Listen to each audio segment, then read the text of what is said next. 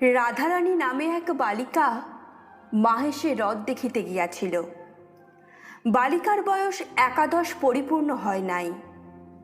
তাহাদিগের অবস্থা পূর্বে ভালো ছিল, বড় মানুষের মেয়ে, কিন্তু তাহার পিতা নাই। তাহার মাতার সঙ্গে একজন জ্ঞাতির একটি মোকদ্দমা হয়, সর্বস্ব লইয়া মোকদ্দমা। মোকদ্দমাটি বিধবা হাইকোর্টে হারিল। সে হারিবা মাত্র ডিক্রিদের জ্ঞাতি ডিক্রি জারি করিয়া ভদ্রাসন হইতে উহাদিগকে বাহির করিয়া দিল। প্রায় 10 লক্ষ টাকার সম্পত্তি ডিক্রিদার সকলই লইল। খরচা ও ওয়াসিলাত দিতে নগদ যাহা ছিল তাহাও গেল। রাধারানীর মাতা অলঙ্কারাদি বিক্রয় করিয়া প্রিভি কাউন্সিলে একটি আপিল করিল, কিন্তু আর আহারের সংস্থান রহিল না। বিধবা একটি কুঠিরে আশ্রয় লইয়া কোনো প্রকারে শারীরিক পরিশ্রম করিয়া দিনপাত করিতে লাগিল। রাধারানীর বিবাহ দিতে পারিল না, কিন্তু দুর্ভাগ্যক্রমে রথের পূর্বে রাধারানীর মা ঘোরতর পীড়িতা হইল। যে কায়িক পরিশ্রমে দিনপাত হইত তাহা বন্ধ হইল, সুতরাং আর আহার চলে না। মাতা রুগ্না, এজন্য কাজে কাজেই তাহার উপবাস। রাধারানীর জুটিল না বলিয়া উপবাস। রথের দিন তাহার মা একটু বিশেষ হইল, পথ্যের প্রয়োজন হইল, কিন্তু পথ্য কোথা, কি দিবে? রাধারানী কাঁদিতে কাঁদিতে কতকগুলি বনফুল তুলিয়া তাহার মালা গাঁথিল। মনে করিল যে এই মালা রথের হাটে বিক্রয় করিয়া 2-1 পয়সা পাইব, তাহাতেই মার পথ্য হইবে। কিন্তু রথের টান অর্ধেক হইতে না হইতেই বড় বৃষ্টি আরম্ভ হইল। বৃষ্টি দেখিয়া লোক সকল ভাঙিয়া গেল, মালা কেহ কিনিল না। রাধারানী মনে করিল যে আমি একটু না হয় ভিজিলাম, বৃষ্টি থামিলেই আবার লোক জমিবে। কিন্তু আর বৃষ্টি থামিল না, লোক আর জমিল না। সন্ধ্যা হইল, রাত্রি হইল, বড় অন্ধকার হইল। অগত্যা রাধারানী কাঁদিতে কাঁদিতে ফিরিল। অন্ধকার, পথ কর্দমময়, পিচ্ছিল, কিছুই দেখা যায় না। তাহাতে মুষলধারে শ্রাবণের ধারা বর্ষিতেছিল। মাতার অন্নাভাব মনে করিয়া তদপেক্ষাও রাধারানীর চক্ষু বাড়ি বর্ষণ করিতেছিল। রাধারানী কাঁদিতে কাঁদিতে আছাড় খাইতেছিল, কাঁদিতে কাঁদিতে উঠিতেছিল, আবার কাঁদিতে কাঁদিতে আছাড় খাইতেছিল। 2 গণ্ডবিলম্বী ঘন কৃষ্ণ অলকা বলি বহিয়া, কবরী বহিয়া, বৃষ্টির জল পড়িয়া ভাসিয়া যাইতেছিল। তথাপি রাধারানী সেই 1 পয়সার বনফুলের মালা বুকে করিয়া রাখিয়াছিল, ফেলে নাই। এমতো সময় অন্ধকারে অকস্মাৎ কে আসিয়া রাধারানীর ঘাড়ের উপর পড়িল। রাধারানী এতক্ষণ ঔচ্চস্বরে ডাকিয়া কাঁদে নাই, এক্ষণে ঔচ্চস্বরে কাঁদিল। যে ঘাড়ের উপর আসিয়া পড়িয়াছিল সে বলিল, কে গা তুমি, কাঁদো? পুরুষ মানুষের গলা, কিন্তু কণ্ঠস্বর শুনিয়া রাধারানীর রোদন বন্ধ হইল। রাধারানীর চেনা লোক নহে, কিন্তু বড় দয়ালু লোকের কথা। রাধারানীর ক্ষুদ্র বুদ্ধিটুকুতে ইহা বুঝিতে পারিল। রাধারানী রোদন বন্ধ করিয়া বলিল, আমি দুঃখী লোকের মেয়ে, আমার কেহ নাই, কেবল মা আছে। সে পুরুষ বলিল, তুমি কোথা গিয়াছিলে? আমি হ্রদ দেখিতে গিয়াছিলাম, বাড়ি যাইব, অন্ধকারে বৃষ্টিতে পথ পাইতেছি না। পুরুষ বলিল, তোমার বাড়ি কোথায়? রাধারানী বলিল, শ্রীরামপুর। সে ব্যক্তি বলিল, আমার সঙ্গে আইসো, আমিও শ্রীরামপুর যাইব। চলো, কোন পাড়ায় তোমার বাড়ি তাহা আমাকে বলিয়া দিও, আমি তোমাকে বাড়ি রাখিয়া আসিতেছি। বড় পিছল, তুমি আমার হাত ধরো, নহিলে পড়িয়া যাইবে। এইরূপে সে ব্যক্তি রাধারানীকে লইয়া চলিল। অন্ধকারে সে রাধারানীর বয়স অনুমান করিতে পারে নাই, কিন্তু কথার স্বরে বুঝিয়াছিল যে রাধারানী বড় বালিকা। এখন রাধারানী তাহার হাত ধরায় হস্তস্পর্শে জানিল রাধারানী বড় বালিকা।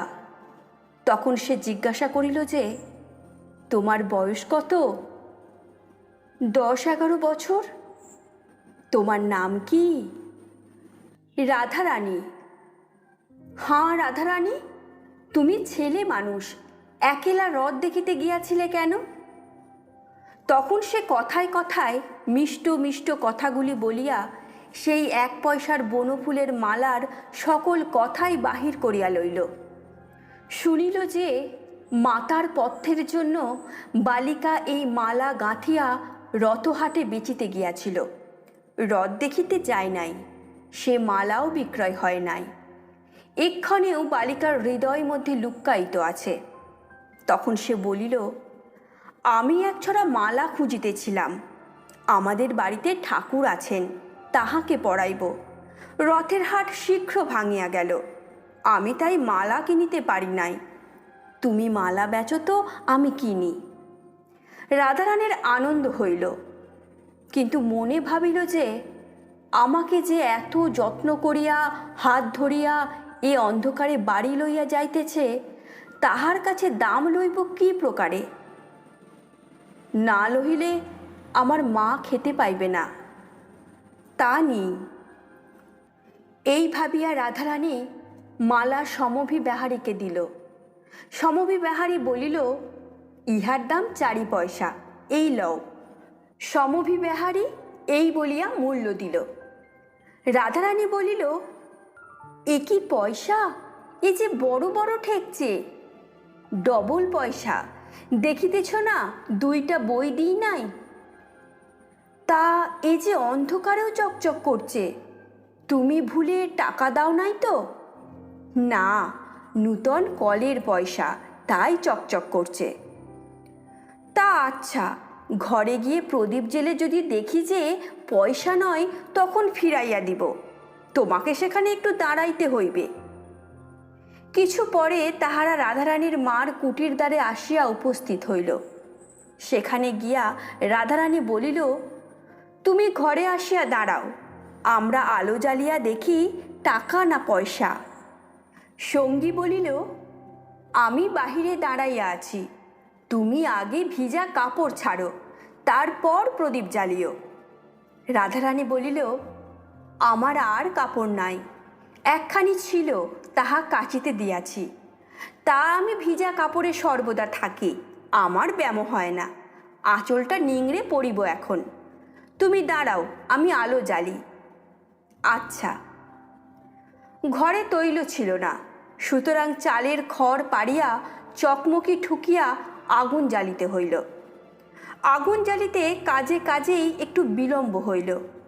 আলো জ্বালিয়া রাধারানী দেখিল, টাকা বটে, পয়সা নহে।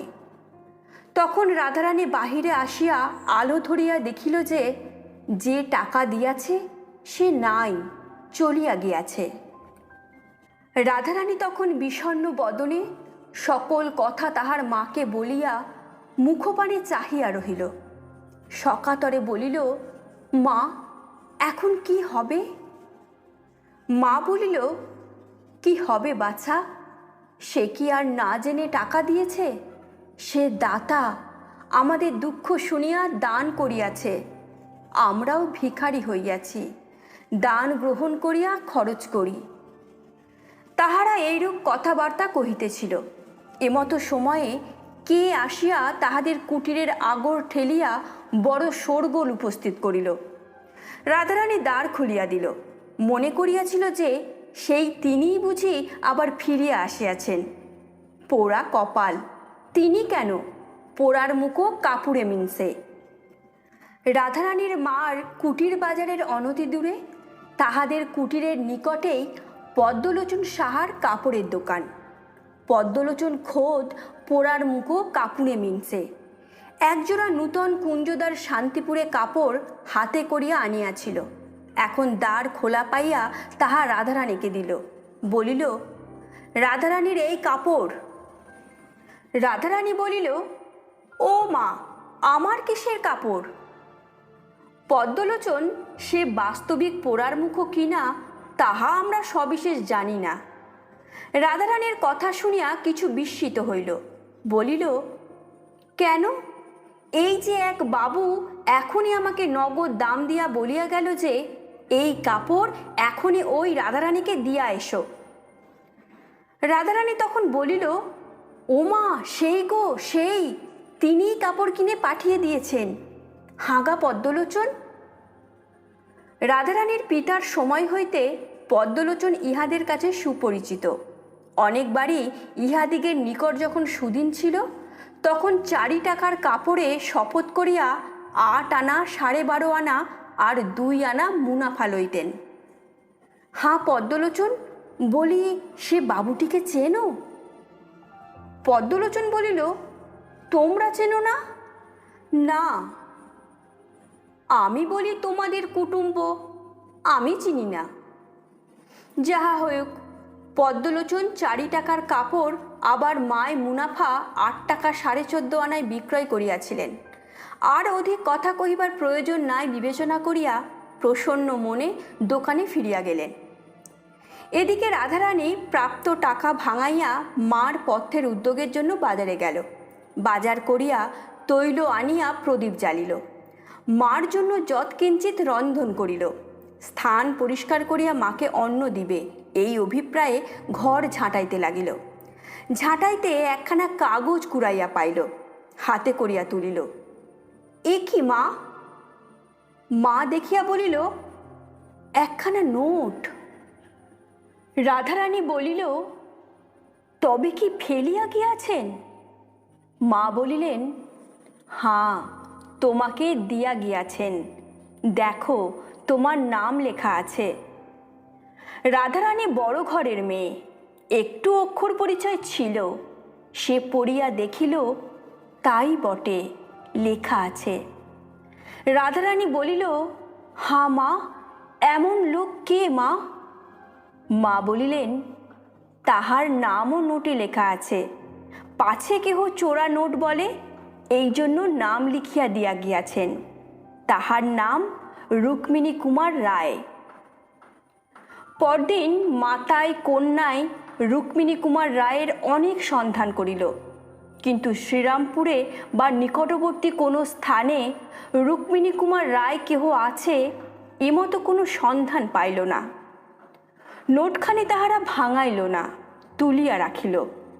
তাহারা দরিদ্র, কিন্তু লোভী নহে।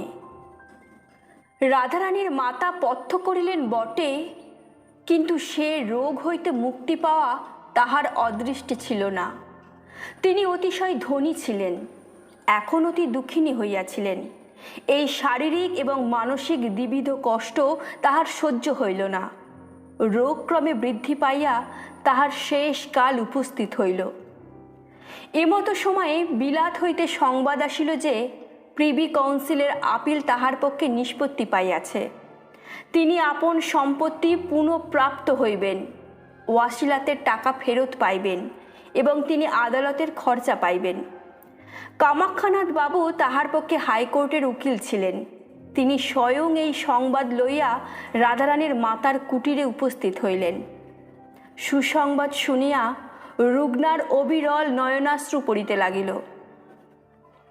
তিনি নয়নাশ্রু সংবরণ করিয়া কামাক্ষা বাবুকে বলিলেন, যে প্রদীপ নিবিয়াছে তাহাতে তেল দিলে কি হইবে? আপনার এই সুসংবাদেও আমার আর প্রাণরক্ষা হইবে না। আমার আয়ু শেষ হইয়াছে, তবে আমার এই সুখ যে রাধারানী আর অনাহারে প্রাণত্যাগ করিবে না। তাই বা কে জানে, সে বালিকা, তাহারে সম্পত্তি কে রক্ষা করিবে? কেবল আপনিই ভরসা। আপনি আমার এই অন্তিম কালে আমারে একটি ভিক্ষা দিউন, নহিলে আর কাহার কাছে চাহিব। কামাক্ষাবাবু অতি ভদ্রলোক এবং তিনি রাধারানীর পিতার বন্ধু ছিলেন। রাধারানীর মাতা দুর্দশাগ্রস্ত হইলে তিনি রাধারানীর মাতাকে বলিয়াছিলেন যে যতদিন না আপিল নিষ্পত্তি পায় অন্তত ততদিন তোমরা আসিয়া আমার গৃহে অবস্থান করো, আমি আপনার মাতার মতো তোমাকে রাখিব। রাধারানীর মাতা তাহাতে অস্বীকৃতা হইয়াছিলেন। পরিশেষে কামাক্ষাবাবু কিছু কিছু মাসিক সাহায্য করিতে চাহিলেন। আমার এখনো কিছু হাতে আছে, আবশ্যক হইলে চাহিয়া লইব। এইরূপ মিথ্যা কথা বলিয়া রাধারানীর মাতা সে সাহায্য গ্রহণে অস্বীকৃতা হইয়াছিলেন। রুক্মিণী কুমারের দান গ্রহণ তাহাদিগের প্রথম ও শেষ দান গ্রহণ। কামাক্ষাবাবু এতদিন বুঝিতে পারেন নাই যে তাহারা এরূপ দুর্দশাগ্রস্ত হইয়াছেন। দশা দেখিয়া কামাক্ষাবাবু অত্যন্ত কাতর হইলেন। আবার রাধারানীর মাতা যুক্ত করে তাহার কাছে ভিক্ষা চাহিতেছেন দেখিয়া আরও কাতর হইলেন। বলিলেন, আপনি আজ্ঞা করুন, আমি কি করিব? আপনার যাহা প্রয়োজনীয় আমি তাহাই করিব। রাধারানীর মাতা বলিলেন, আমি চলিলাম, কিন্তু রাধারানী রহিল। এক্ষণে আদালত হইতে আমার শ্বশুরের যথার্থ উইল সিদ্ধ হইয়াছে। অতএব রাধারানী একা সমস্ত সম্পত্তির অধিকারিণী হইবে। আপনি তাহাকে দেখিবেন, আপনার কন্যার ন্যায় তাহাকে রক্ষা করিবেন, এই আমার ভিক্ষা। আপনি এই কথা স্বীকার করিলেই আমি সুখে মরিতে পারি। কামাক্ষাবাবু বলিলেন, আমি আপনার নিকট শপথ করিতেছি, আমি রাধারানীকে আপন কন্যার অধিক যত্ন করিব। আমি কায় মনোবাক্যে এ কথা কহিলাম, আপনি বিশ্বাস করুন। যিনি মুমূর্ষু তিনি কামাক্ষাবাবুর চক্ষে জল দেখিয়া তাহার কথায় বিশ্বাস করিলেন। তাহার সেই শীর্ণ শুষ্ক অধরে একটু আহ্লাদের হাসি দেখা দিল। হাসি দেখিয়া কামাক্ষাবাবু বুঝিলেন ইনি আর বাঁচিবেন না। কামাক্ষাবাবু তাহাকে বিশেষ করিয়া অনুরোধ করিলেন যে এক্ষণে আমার গৃহে চলুন, পরে ভদ্রাসন দখল হইলে আসিবেন। রাধারানীর মাতার যে অহংকার সে দারিদ্র্যজনিত, এজন্য দারিদ্রাবস্থায় তাহার গৃহে যাইতে চাহেন নাই। এক্ষণে আর দারিদ্র্য নাই, সুতরাং আর সে অহংকারও নাই। এক্ষণে তিনি যাইতে সম্মত হইলেন। কামাক্ষাবাবু রাধারানী ও তাহার মাতাকে সযত্নে নিজালয়ে লইয়া গেলেন। তিনি রীতিমতো পীড়িতার চিকিৎসা করাইলেন, কিন্তু তাহার জীবন রক্ষা পাইল না। অল্প দিনেই তাহার মৃত্যু হইল। উপযুক্ত সময়ে কামাক্ষাবাবু রাধারানীকে তাহার সম্পত্তিতে দখল দেওয়াইলেন, কিন্তু রাধারানী বালিকা বলিয়া তাহাকে নিজ বাটিতে একা থাকিতে দিলেন না, আপন গৃহেই রাখিলেন। কালেক্টর সাহেব রাধারানীর সম্পত্তি কোর্ট অফ ওয়ার্ডসের অধীনে আনিবার জন্য যত্ন পাইলেন, কিন্তু কামাক্ষাবাবু বিবেচনা করিলেন, আমি রাধারানীর জন্য যতদূর করিব সরকারি কর্মচারীগণ ততদূর করিবে না। কামাক্ষাবাবুর কৌশলে কালেক্টর সাহেব নিরস্ত হইলেন। কামাক্ষাবাবু স্বয়ং রাধারানীর সম্পত্তির তত্ত্বাবধান করিতে লাগিলেন। বাকি রাধারানীর বিবাহ, কিন্তু কামাক্ষাবাবু নব্যতন্ত্রের লোক, বাল্যবিবাহে তাহার দেশ ছিল। তিনি বিবেচনা করিলেন যে রাধারানীর বিবাহ তাড়াতাড়ি না দিলে জাতি গেল মনে করে এমতো কেহ তাহার নাই। অতএব যবে রাধারানী স্বয়ং বিবেচনা করিয়া বিবাহে ইচ্ছুক হইবে তবে তাহার বিবাহ দিব। এখন সে লেখাপড়া শিখুক। এই ভাবিয়া কামাক্ষাবাবু রাধারানীর বিবাহের কোনো উদ্যোগ না করিয়া তাহাকে উত্তম রূপে সুশিক্ষিত করাইলেন। 5 বৎসর গেল। রাধারানী পরম সুন্দরী ষোড়শ বর্ষীয়া কুমারী, কিন্তু সে অন্তঃপুর মধ্যে বাস করে। তাহার সে রূপ রাশি কেহ দেখিতে পায় না। এক্ষণে রাধারানীর সম্বন্ধ করিবার সময় উপস্থিত হইল। কামাক্ষাবাবুর ইচ্ছা রাধারানীর মনের কথা বুঝিয়া তাহার সম্বন্ধ করেন। তত্ত্ব জানিবার জন্য আপনার কন্যা বসন্ত কুমারীকে ডাকিলেন। বসন্তের সঙ্গে রাধারানীর সখিত্ব, উভয়ে সমবয়স্কা এবং উভয়ের অত্যন্ত প্রণয়। কামাক্ষাবাবু বসন্তকে আপনার মনোগত কথা বুঝাইয়া বলিলেন। বসন্ত সলজ্জভাবে অথচ অল্প হাসিতে হাসিতে পিতাকে জিজ্ঞাসা করিল, রুক্মিণী কুমার রায় কেহ আছে? কামাক্ষাবাবু বিস্মিত হইয়া বলিলেন, না, তা তো জানি না, কেন? বসন্ত বলিল, রাধারানী রুক্মিণী কুমার ভিন্ন আর কাহাকেও বিবাহ করিবে না। সে কি, রাধারানীর সঙ্গে অন্য ব্যক্তির পরিচয় কি প্রকারে হইল? বসন্ত অবনত মুখে অল্প হাসিল। সে রথের রাত্রির বিবরণ সবিস্তারে রাধারানীর কাছে শুনিয়াছিল।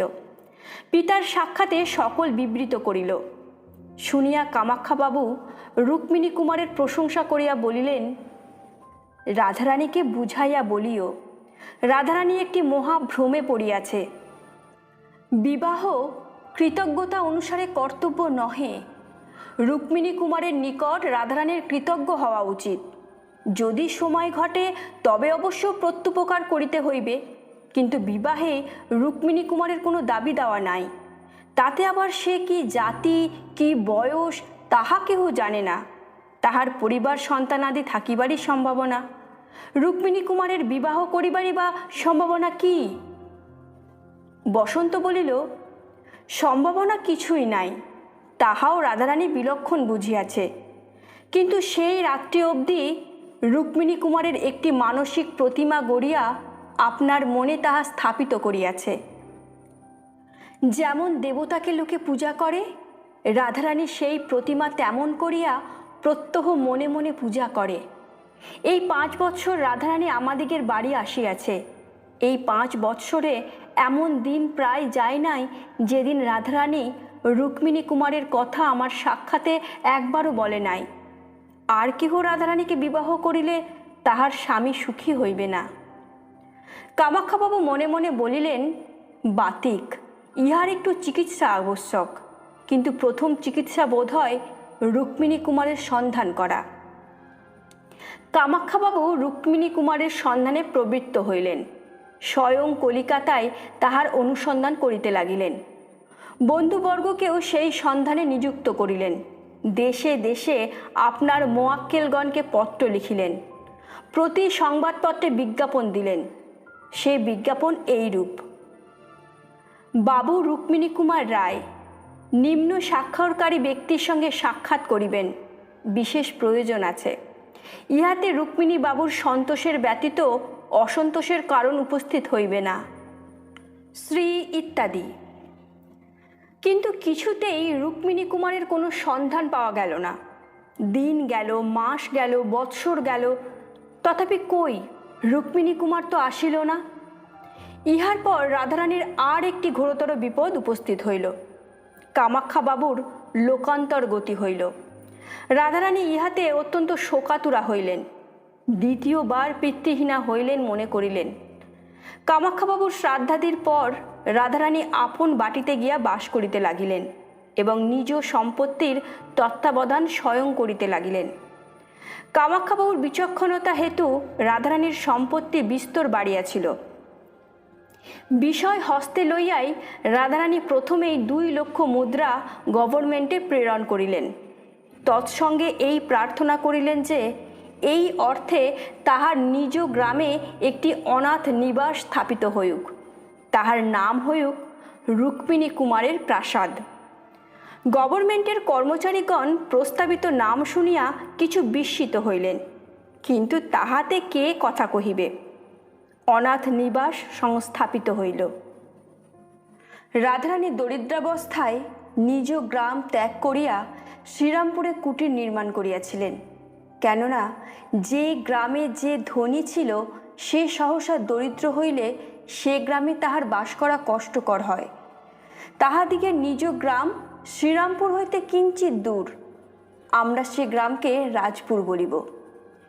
এক্ষণে রাধারানী রাজপুরেই বাস করিতেন। অনাথ নিবাসও রাধারানীর বাড়ির সম্মুখে রাজপুরে সংস্থাপিত হইল। নানা দেশ হইতে দীন দুঃখী অনাথ আসিয়া তথায় বাস করিতে লাগিল। 2-1 বৎসর পরে একজন ভদ্রলোক সেই অনাথ নিবাসে আসিয়া উপস্থিত হইলেন। তাহার বয়স 35-36 বৎসর। অবস্থা দেখিয়া অতি ধীর, গম্ভীর এবং অর্থশালী লোক বোধ হয়।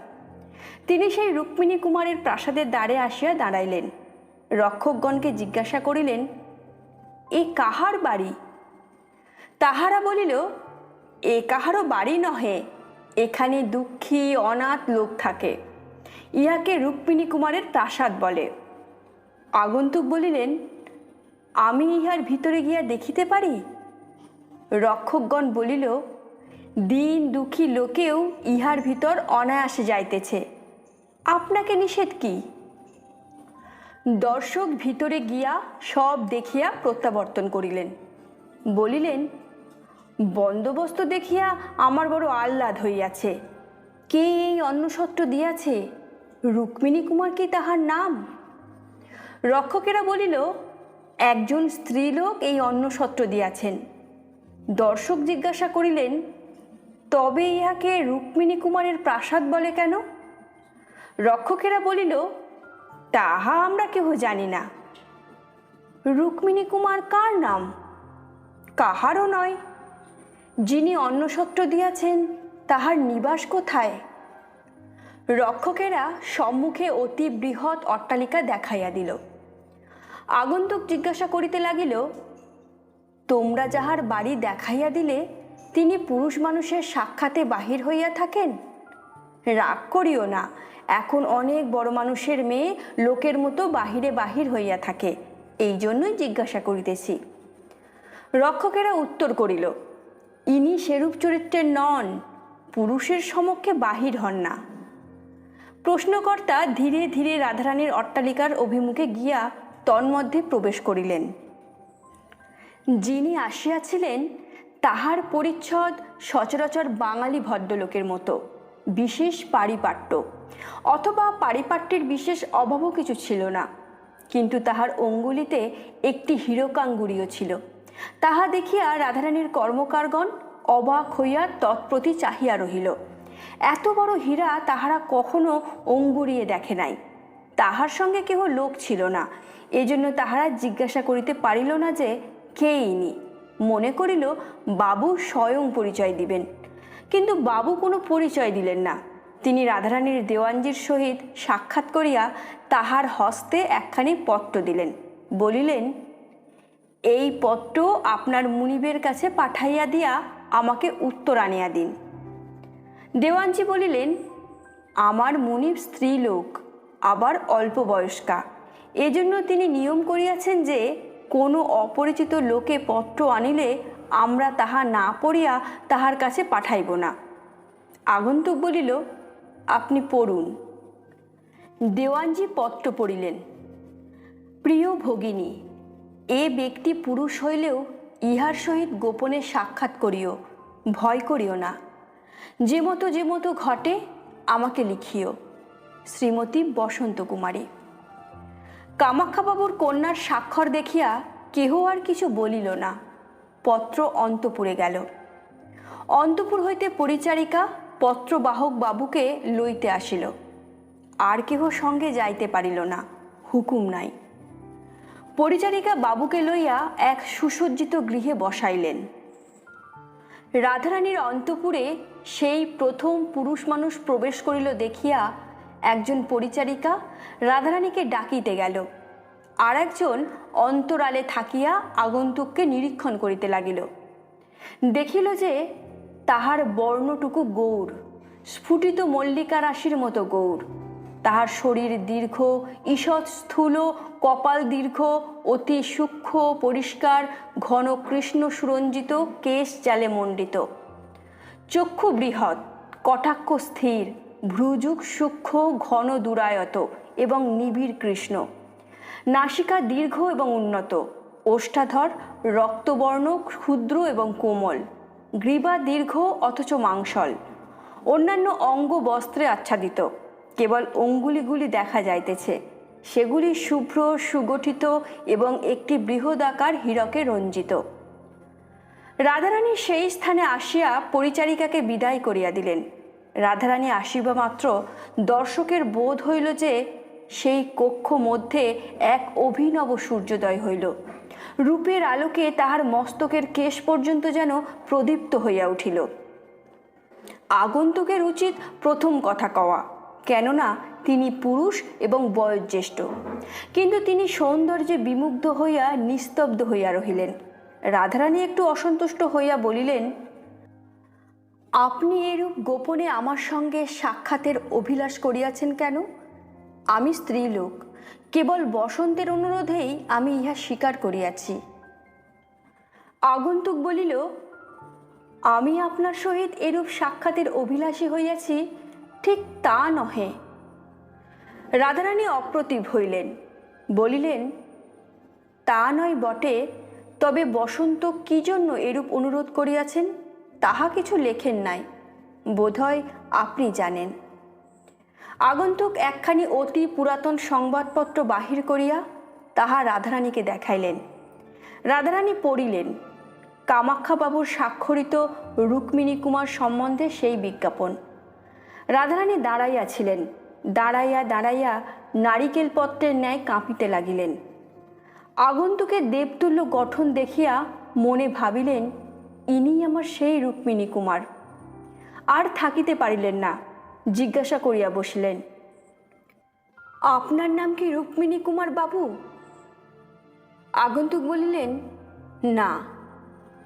না শব্দ শুনিয়াই রাধারানী ধীরে ধীরে আসন গ্রহণ করিলেন। আর দাঁড়াইতে পারিলেন না, তাহার বুক যেন ভাঙিয়া গেল। আগন্তুক বলিলেন, না, আমি যদি রুক্মিণী কুমার হইতাম তাহা হইলে কামাখ্যাবাবু এ বিজ্ঞাপন দিতেন না, কেননা তাহার সঙ্গে আমার পরিচয় ছিল। কিন্তু যখন এই বিজ্ঞাপন বাহির হয় তখন আমি ইহা দেখিয়া তুলিয়া রাখিয়াছিলাম। রাধারানী বলিল, যদি আপনার সঙ্গে এই বিজ্ঞাপনের কোনো সম্বন্ধ নাই, তবে আপনি ইহা তুলিয়া রাখিয়াছিলেন কেন?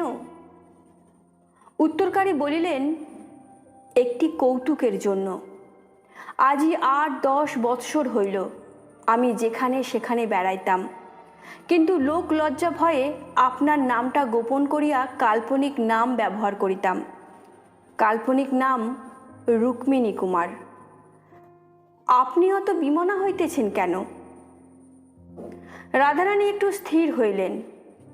আগন্তুক বলিতে লাগিলেন, যথার্থ রুক্মিণী কুমার নাম ধরে এমন কাহাকেও চিনি না। যদি কেহ আমারই তল্লাশ করিয়া থাকে তাহা সম্ভব নহে। তথাপি কি জানি 7-5 ভাবিয়া বিজ্ঞাপনটি তুলিয়া রাখিলাম, কিন্তু কামাখ্যাবাবুর কাছে আসিতে সাহস হইল না। পরে কামাখ্যাবাবুর শ্রাদ্ধে তাহার পুত্রগণ আমাকে নিমন্ত্রণ করিল, কিন্তু আমি কার্যগতিকে আসিতে পারি নাই। সম্প্রতি সেই ত্রুটির ক্ষমা প্রার্থনার জন্য তাহার পুত্রদিগের নিকট আসিলাম। কৌতুকবশত বিজ্ঞাপন সঙ্গে আনিয়াছিলাম।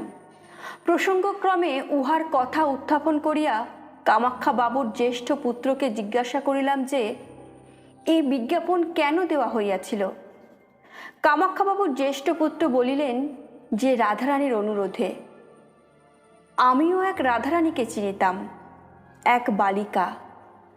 আমি একদিন দেখিয়া তাহাকে আর ভুলিতে পারিলাম না। সে মাতার পথ্যের জন্য আপনি অনাহারে থাকিয়া বনফুলের মালা গাঁথিয়া সেই অন্ধকার বৃষ্টিতে। বক্তার কথা কহিতে পারিলেন না, তাহার চক্ষু জলে পুড়িয়া গেল। রাধারানীরও চক্ষু জলে ভাসিতে লাগিল। চক্ষু মুছিয়া রাধারানী বলিল, ইতর লোকের কথাই এখন প্রয়োজন কি, আপনার কথা বলুন। আগন্তুক উত্তর করিলেন, রাধারানী ইতর লোক নহে। যদি সংসারে কেহ দেবকন্যা থাকে তবে সেই রাধারানী।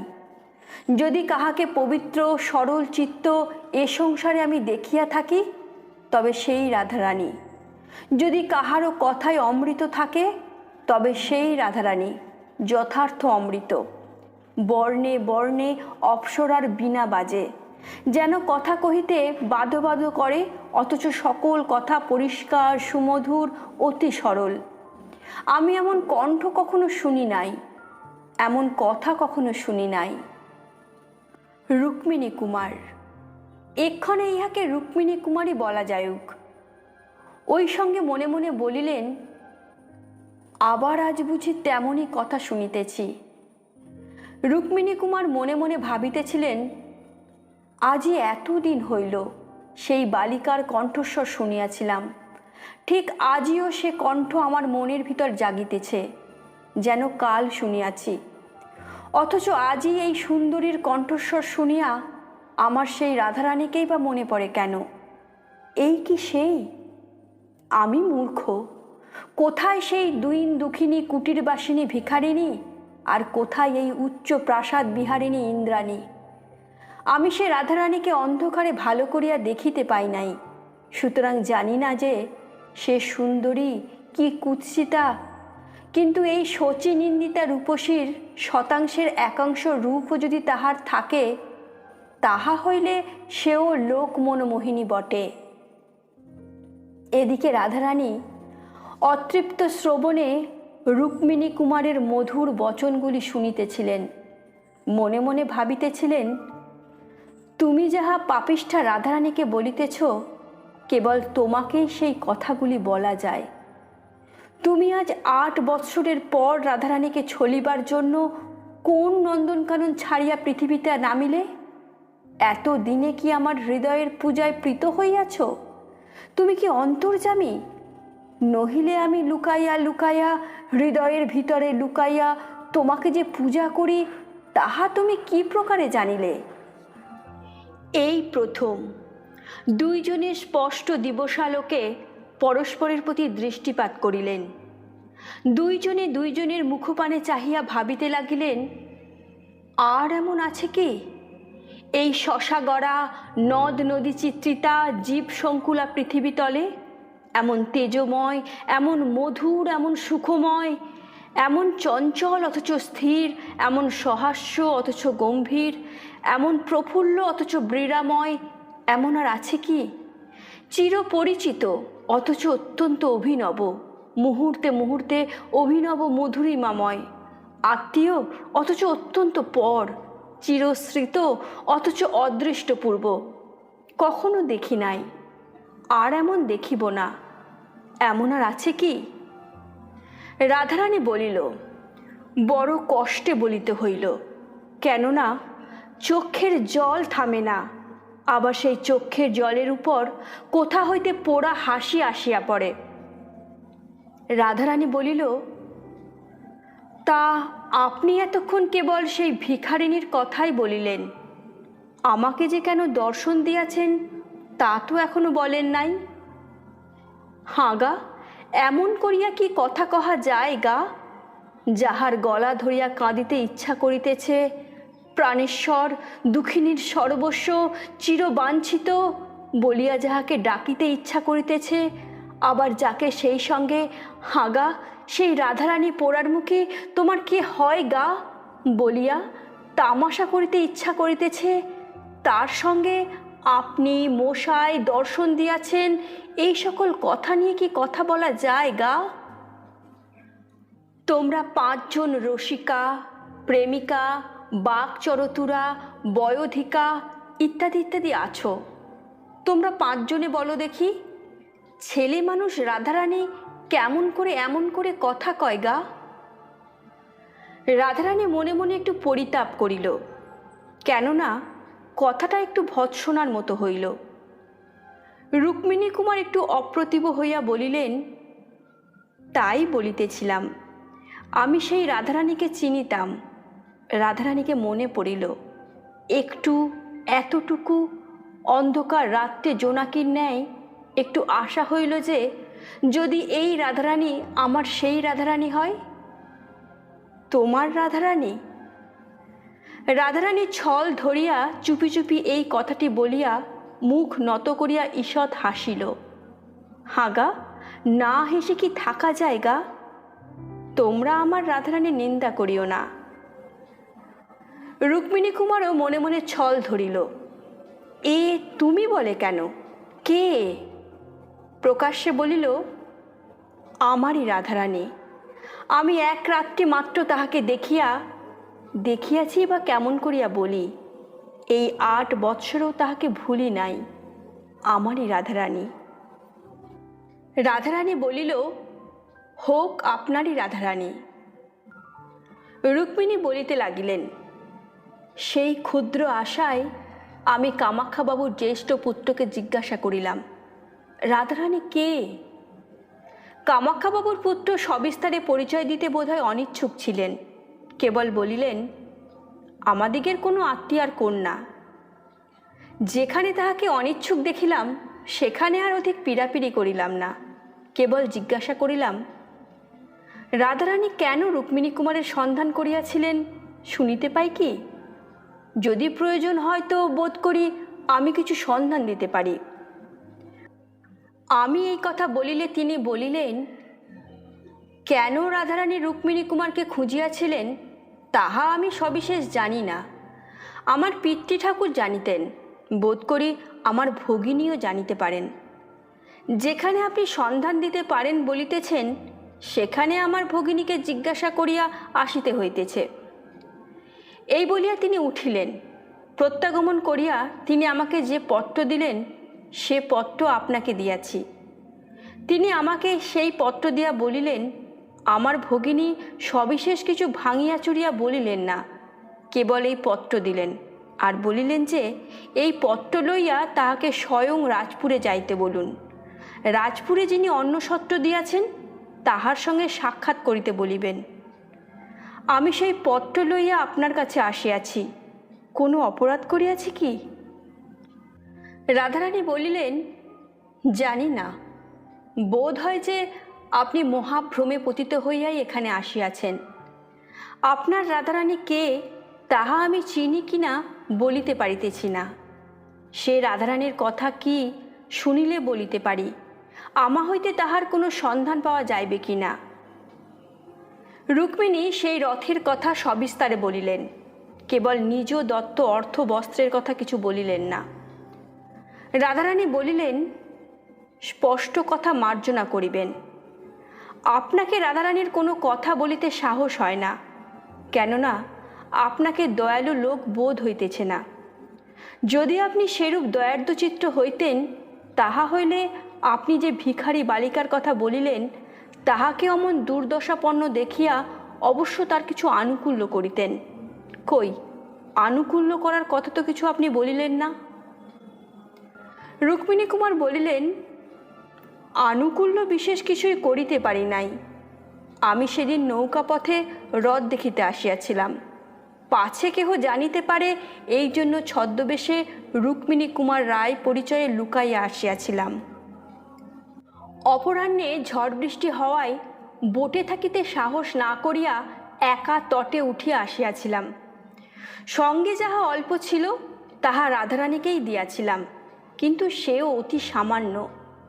পরদিন প্রাতে আসিয়া উহাদিগের বিশেষ সংবাদ লইব মনে করিয়াছিলাম, কিন্তু সেই রাত্রে আমার পিতার পীড়ার সংবাদ পাইয়া তখনই আমাকে কাশী যাইতে হইল।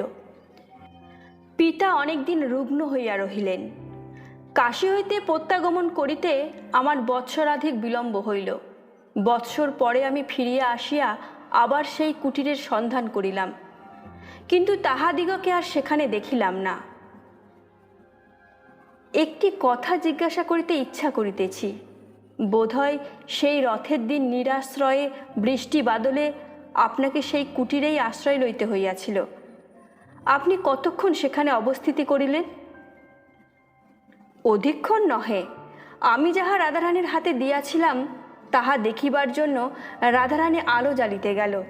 আমি সেই অবসরে তাহার বস্ত্র কিনিতে চলিয়া আসিলাম। আর কি দিয়ে আসিলেন? আর কি দিব?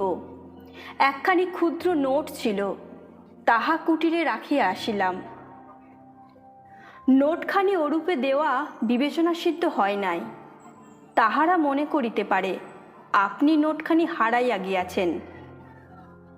না, আমি পেন্সিলে লিখিয়া দিয়াছিলাম রাধারানীর জন্য। তাহাতে নাম স্বাক্ষর করিয়াছিলাম রুক্মিণী কুমার রায়। যদি সেই রুক্মিণী কুমারকে সেই রাধারানী অন্বেষণ করিয়া থাকে এই ভরসায় বিজ্ঞাপনটি তুলিয়া রাখিয়াছিলাম। তাই বলিতেছিলাম, আপনাকে দয়ার্দ্রচিত্ত বলিয়া বোধ হয় না যে রাধারানী আপনার শ্রীচরণ দর্শন জন্য। এইটুকু বলিতেই ছি ছি রাধারানী, ফুলের কুড়ির ভিতর যেমন বৃষ্টির জল ভরা থাকে, ফুলটি নিচু করিলেই ঝরঝর করিয়া পড়িয়া যায়। রাধারানী মুখ নত করিয়া এইটুকু বলিতেই তাহার চোখের জল ঝরঝর করিয়া পড়িতে লাগিল।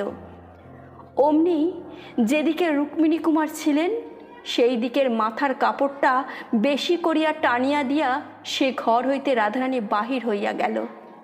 রুক্মিণী কুমার বোধহয় চক্ষের জলটুকু দেখিতে পান নাই। কি পাইয়াই থাকিবেন বলা যায় না। বাহিরে আসিয়া মুখে চক্ষে জল দিয়া অশ্রুচিহ্ন বিলুপ্ত করিয়া রাধারানী ভাবিতে লাগিল। ভাবিল, ইনি তো রুক্মিণী কুমার, আমিও সেই রাধারানী। দুইজনে দুইজনের জন্য মন তুলিয়া রাখিয়াছি। এখন উপায়? আমি যে রাধারানী তা উহাকে বিশ্বাস করাইতে পারি। তারপর উনি কি জাতি তা কে জানে? জাতিটা এখনই জানিতে পারা যায়, কিন্তু উনি যদি আমার জাতি না হন তবে ধর্মবন্ধন ঘটিবে না, চিরন্তনের যে বন্ধন তাহা ঘটিবে না, প্রাণের বন্ধন ঘটিবে না। তবে আর উহার সঙ্গে কথায় কাজ কি? না হয় এ জন্মটা রুক্মিণী কুমার নাম জপ করিয়া কাটাইব। এতদিন সেই জপ করিয়া কাটাইয়াছি, জোয়ারের প্রথম বেগটা কাটিয়া গিয়াছে, বাকি কাল কাটিবে নাকি? এই ভাবিতে ভাবিতে রাধারানীর আবার নাকের পাটা ফাঁপিয়া উঠিল, ঠোঁট দুখানা ফুলিয়া উঠিল, আবার চোখ দিয়া জল পড়িতে লাগিল। আবার সে জল দিয়া মুখ চোখ ধুইয়া তৌলিয়া দিয়া মুছিয়া ঠিক হইয়া আসিল। রাধারানী আবার ভাবিতে লাগিল, আচ্ছা, যদি আমার জাতি হন তাহলেই বা ভরসা কি? উনি তো দেখিতেছি বয়ঃপ্রাপ্ত, কুমার এমন সম্ভাবনা কি? তা হলেনই বা বিবাহিত। না না, তা হইবে না। নাম জপ করিয়া মরি, সে অনেক ভালো, সতীন সহিতে পারিব না। তবে এখন কর্তব্য কি? জাতির কথাটা জিজ্ঞাসা করিয়াই কি হইবে? তবে রাধারানীর পরিচয়টা দিই, আর উনি কে তাহা জানিয়া লই। কেননা রুক্মিণী কুমার তো ওর নাম নয়, তা তো শুনিলাম। যে নাম জপ করিয়া মরিতে হইবে তা শুনিয়া লই, তারপর বিদায় দিয়া কাঁদিতে বসি। পোড়ার মুখে বসন্ত, না বুঝিয়া না জানিয়া এ সামগ্রী কেন পাঠাইলি? জানিস নাকি এই জীবন সমুদ্র অমন করিয়া মন্থন করিতে গেলে কাহারও কপালে অমৃত, কাহারও কপালে গরল ওঠে। আচ্ছা, পরিচয়টা তো দিই। এই ভাবিয়া রাধারানী যাহা প্রাণের অধিক যত্ন করিয়া তুলিয়া রাখিয়াছিল তাহা বাহির করিয়া আনিল। সেই নোটখানি। বলিয়াছি, রাধারানী তাহা তুলিয়া রাখিয়াছিল। রাধারানী তাহা আঁচলে বাঁধিল। বাঁধিতে বাঁধিতে ভাবিতে লাগিল, আচ্ছা, যদি মনের বাসনা পুরিবার মতনই হয় তবে শেষ কথাটা কে বলিবে? এই ভাবিয়া রাধারানী আপনা আপনি হাসিয়া কুটোপাট হইল। ছি ছি ছি, তা তো পারিব না। বসন্তকে যদি আনাইতাম ভালো, উহাকে এ দুদিন বসাইয়া রাখিয়া বসন্তকে আনাইতে পারিব না? উনি না হয় সেই 2 দিন আমার লাইব্রেরি হইতে বহি পড়ুন না। পড়াশোনা করেন নাকি? ওরই জন্য তো লাইব্রেরি করিয়া রাখিয়াছি। তা যদি 2 দিন থাকিতে রাজি না হন, উহার যদি কাজ থাকে, তবে কি হবে? ওতে আমাদের সে কথাটা কি হবে? ক্ষতি কি? ইংরেজের মেয়ের কি হয়? আমাদের দেশে তাতে নিন্দা আছে, তা আমি দেশের লোকের নিন্দার ভয়ে কোন কাজটাই করি।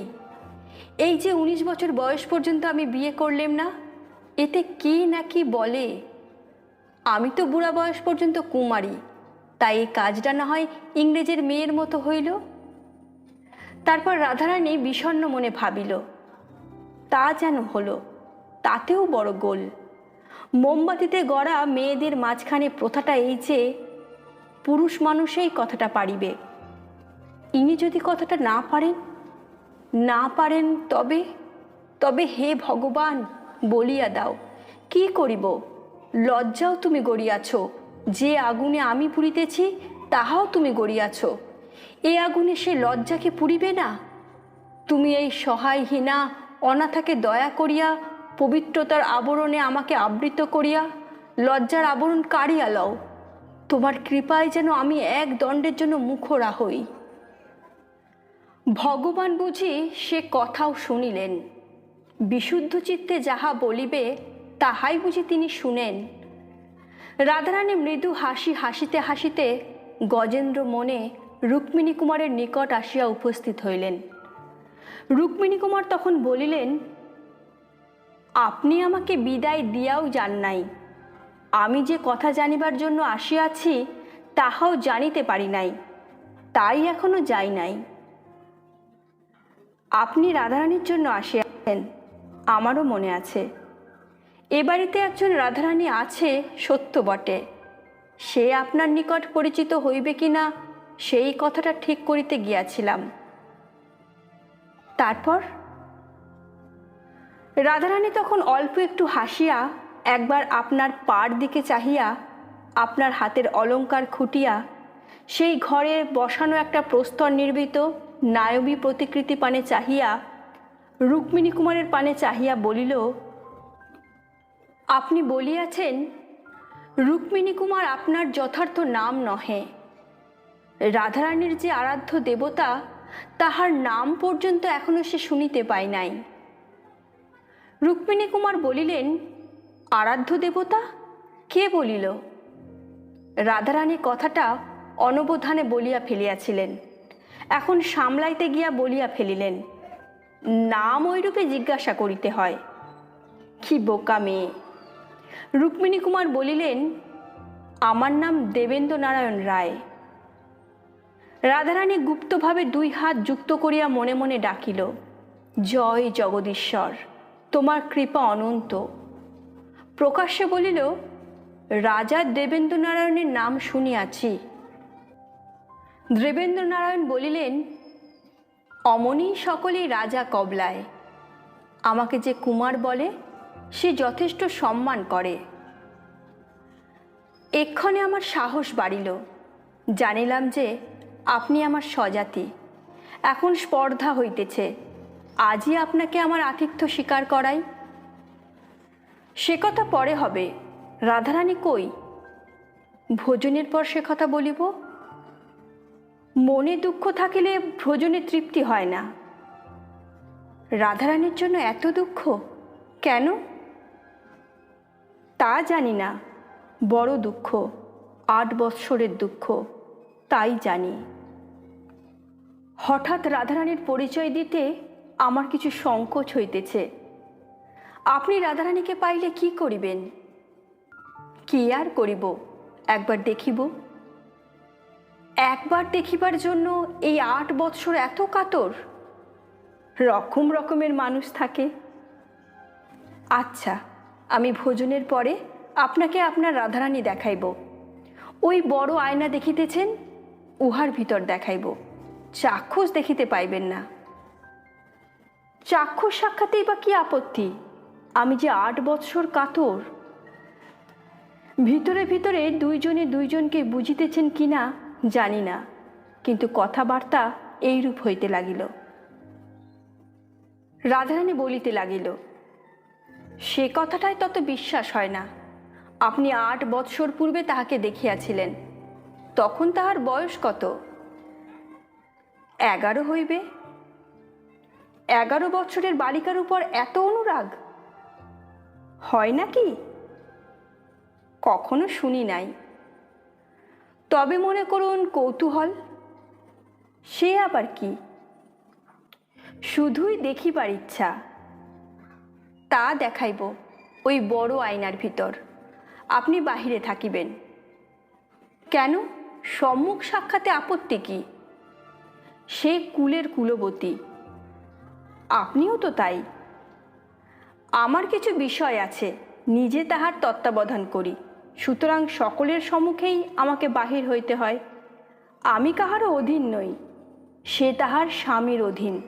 স্বামীর অনুমতি ব্যতীত। স্বামী? হ্যাঁ, আশ্চর্য হইলেন যে? বিবাহিতা? হিন্দুর মেয়ে, 19 বৎসর বয়স, বিবাহিতা নহে? দেবেন্দ্র নারায়ণ অনেকক্ষণ মাথায় হাত দিয়া রহিলেন। রাধারানী বলিলেন, কেন, আপনি কি তাহাকে বিবাহ করিতে ইচ্ছা করিয়াছিলেন? মানুষ কি না ইচ্ছা করে। এইরূপ ইচ্ছা রানীজি জানিতে পারিয়াছেন কি? রানীজি কেহ ইহার ভিতর নাই। রাধারানী সাক্ষাতের অনেক পূর্বেই আমার পত্নী বিয়োগ হইয়াছে। রাধারানী আবার যুক্ত করে ডাকিল, জয় জগদীশ্বর। আর ক্ষণকাল যেন আমার এমনই সাহস থাকে। প্রকাশ্যে বলিল, তা শুনিলেন তো, রাধারানী পরস্ত্রী, এখনো কি তাহার দর্শন করিতে অভিলাষ করেন? করি বই কি, সে কথাটা কি আপনার যোগ্য? রাধারানী আমার সন্ধান করিয়াছিল কেন, তাহা এখনো আমার জানা হয় নাই। আপনি রাধারানীকে যাহা দিয়াছিলেন তাহা পরিশোধ করিবে বলিয়া আপনি শোধ লইবেন কি? দেবেন্দ্র হাসিয়া বলিলেন, যা দিয়াছি তাহা পাইলে লইতে পারি। কি কি দিয়াছেন? একখানা নোট, এই নিন বলিয়া রাধারানী আঁচল হইতে সেই নোটখানি খুলিয়া দেবেন্দ্র নারায়ণের হাতে দিলেন। দেবেন্দ্র নারায়ণ দেখিলেন তাহার হাতে লেখা রাধারানীর নাম সে নোটে আছে। দেখিয়া বলিলেন, এ নোট কি রাধারানীর স্বামী কখনো দেখিয়াছেন? রাধারানী কুমারী, স্বামীর কথাটা আপনাকে মিথ্যা বলিয়াছিলাম। তা সব তো শোধ হইল না, আর কি বাকি? 2টা টাকা আর কাপড়। সব ঋণ যদি এখন পরিশোধ হয় তবে আপনি আহার না করিয়া চলিয়া যাইবেন। পাওনা বুঝিয়া পাইলে কোন মহাজন বসে, ঋণের সে অংশ ভোজনের পর রাধারানী পরিশোধ করিবে। আমার যে এখনো অনেক পাওনা বাকি। আবার কি, রাধারানীকে মন প্রাণ দিয়াছি, তা তো পাই নাই। অনেক দিন পাইয়াছেন, রাধারানীর মন প্রাণ আপনি অনেক দিন লইয়াছেন, তা সে দিনাটা শোধবোধ গিয়াছে। সুদ কিছু পাই না? পাইবেন বই কি। কি পাইব? শুভ লগ্নে সুতহিবুক যোগে অধম নারীদেহ আপনাকে দিয়া রাধারানীর ঋণ হইতে মুক্ত হইবে। এই বলিয়া রাধারানী ঘর হইতে বাহির হইয়া গেল। রাধারানীর আজ্ঞা পাইয়া দেওয়ানজি আসিয়া রাজা দেবেন্দ্র নারায়ণকে বহির্বাটিতে লইয়া গিয়া যথেষ্ট সমাদর করিলেন। যথাবিহিত সময়ে রাজা দেবেন্দ্র নারায়ণ ভোজন করিলেন। রাধারানী স্বয়ং উপস্থিত থাকিয়া তাহাকে ভোজন করাইলেন। ভোজনান্তে রাধারানী বলিলেন, আপনার নগদ 2 টাকা ও কাপড় এখনো ধারি। কাপড় পরিয়া ছিঁড়িয়া ফেলিয়াছি, টাকা খরচ করিয়াছি, তাহা আর ফেরত দিবার জো নাই। তাহার বদলে যাহা আপনার জন্য রাখিয়াছি তাহা গ্রহণ করুন। এই বলিয়া রাধারানী বহুমূল্য হীরক হার বাহির করিয়া দেবেন্দ্রের গলায় পরাইয়া দিতে গেলেন। দেবেন্দ্র নারায়ণ নিষেধ করিয়া বলিলেন, যদি ওই রূপে দেনা পরিশোধ করিবে তবে তোমার গলায় যে ছড়া আছে তাহাই লইব। রাধারানী হাসিতে হাসিতে আপনার গলার হার খুলিয়া দেবেন্দ্র নারায়ণের গলায় পরাইল। তখন দেবেন্দ্র নারায়ণ বলিলেন, সব শোধ হইল, কিন্তু আমি একটু ঋণী হইলাম। কিসে? সেই 2 পয়সার ফুলের মালার মূল্য ফেরত পাইলাম, তবে এখন মালা ফেরত দিতে আমি বাধ্য। রাধারানী হাসিল। দেবেন্দ্র নারায়ণ ইচ্ছাপূর্বক মুক্তা হার পরিয়া আসিয়াছিলেন, তাহা রাধারানীর কণ্ঠে পড়াইয়া দিয়া বলিলেন, এই ফেরত দিলাম। এমন সময় পোঁ করিয়া শাঁখ বাজিল। রাধারানী হাসিয়া জিজ্ঞাসা করিল, শাঁখ বাজাইল কে? তাহার একজন দাসী চিত্রা উত্তর করিল, আগে আমি। রাধারানী জিজ্ঞাসা করিল, কেন বাজাইলি? চিত্রা বলিল, কিছু পাইব বলিয়া। বলা বাহুল্য যে চিত্রা পুরস্কৃত হইল, কিন্তু তাহার কথাটা মিথ্যা। রাধারানী তাহাকে শিখাইয়া পড়াইয়া দ্বারের নিকট বসাইয়া আসিয়াছিল। তারপরে 2 জনে বিরলে বসিয়া মনের কথা হইল।